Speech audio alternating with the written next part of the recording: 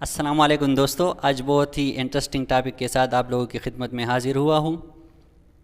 Brushing کے حوالے سے ہم کون سی بڑی غلطیاں کرتے ہیں؟ سب سے پہلی غلطی یہ ہے کہ ہم لوگ تیزی سے اور بہت جلدی برش کرتے ہیں، تیزی سے خود کو فارغ کر دیتے ہیں۔ تو پہلی بات یہ ہے کہ آپ نے برشنگ کو 2 منٹ کا ٹائم ضرور دینا ہے۔ اگر آپ 2 منٹ سے پہلے برش کر کے فارغ ہو جاتے ہیں تو یہ آپ اپنے اوپر کوئی احسان نہیں کرتے کہ میں نے برش کر دیا، نہیں، بلکہ آپ نے برش کو اور ٹوتھ پیسٹ کو یا اپنے سر سے اتار دیا، ایسے ہی ضائع کر دیا۔ تو آپ نے برش کو پورا ٹائم دینا ہے، تقریباً 2 منٹ تک آپ نے برش کو ٹائم دینا ہے، برشنگ کرنی ہے، اور اس کے بعد 20 سیکنڈ تک اس پیسٹ کو اپنے دانتوں کے اوپر ہی دینا ہے، اور اس کے بعد کلی کرنی ہے۔ یہ ہے برشنگ کا ٹائم۔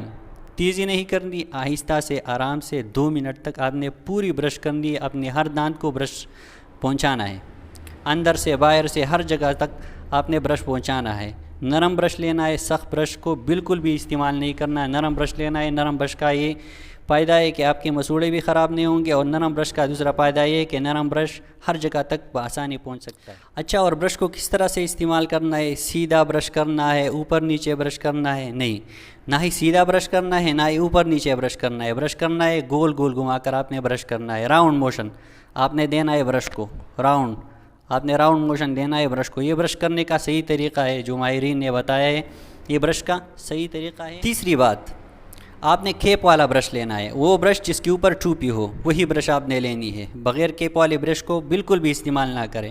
اور ہم لوگ برش کو واش روم میں رکھتے ہیں، تو یہ بالکل غلط طریقہ ہے ہم لوگوں کا۔ تو برش کو واش روم میں بالکل بھی نہیں رکھنا چاہیے، کیونکہ ماہرین نے یہ ایکسپیریمنٹ کیا ہے اور یہ بالکل تجربے سے ثابت ہوا ہے کہ جو لوگ اپنے برش کو واش روم میں رکھتے ہیں تو اس برش کے اوپر پیسز پائے جاتے ہیں۔ پیسز کا معنی اردو میں کرنے کی ضرورت نہیں ہے، آپ لوگ سمجھدار ہیں، آپ لوگ سمجھ چکے ہوں گے۔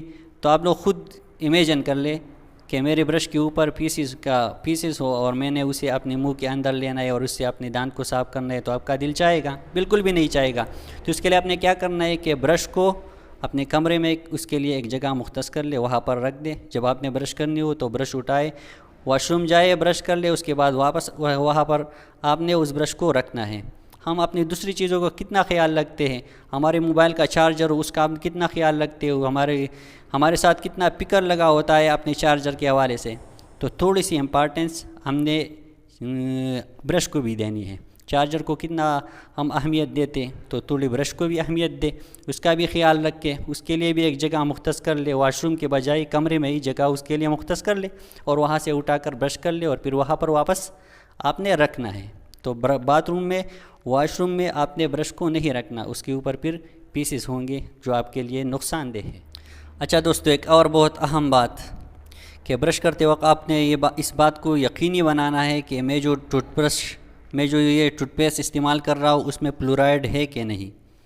تو فلورائڈ جس ٹوتھ پیسٹ میں ہوں گے وہ آپ کے لیے بہت مؤثر ہے، بہت ہی اہم ہے فلورائڈ دانتوں کے لیے، کیونکہ یہ فلورائڈ دانت کے اوپر یہ ایک پروٹیکٹیو لیئر بناتا ہے، ایک حفاظتی رکاوٹ بنا دیتا ہے ان بیکٹیریاز کے لیے جو آپ کے دانتوں کو خراب کرنے کا باعث بنتے ہیں، جو سبب بنتے ہیں آپ کے دانت کو خراب کرنے کے لیے، اس سے لڑتا ہے۔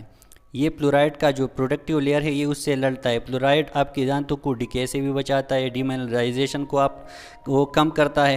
تو ماہرین بھی ایسے ٹوتھ پیسٹ کو بالکل منظور نہیں کرتے، اس کی اپروول نہیں دیتے جس ٹوتھ پیسٹ میں فلورائڈ نہ ہو۔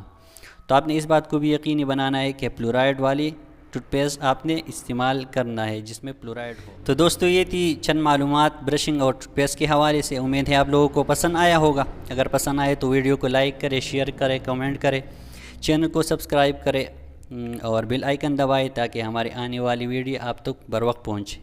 شکریہ، اللہ حافظ۔